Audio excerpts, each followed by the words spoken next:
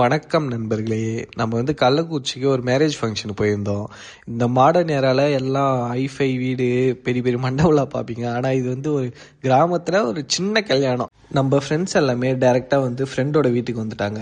இங்கே ஃப்ரெண்டோட வீட்டிலேருந்து எல்லாருமே கிளம்பி டேரெக்டாக மண்டபத்துக்கு போயிட்டோம். மண்டபத்துக்கு போனவொடனே இது சின்னதாக அழகான மண்டபம். இது இங்கே தண்ணிலாம் ஊற்றுது பார்த்தீங்களா? இதெல்லாம் நான் சின்ன வயசில் பார்த்தது. எதுக்கு வந்தனே தெரியாம உண்மையான சமையல்காரவே மாட்டானுங்க இவனுங்க எல்லாரும். இங்க ஒருத்தன் போறான் பாருங்க, இவெல்லாம் உண்மையான கேட்டரிங் பாய். இவரு நம்ம பாலாஜி.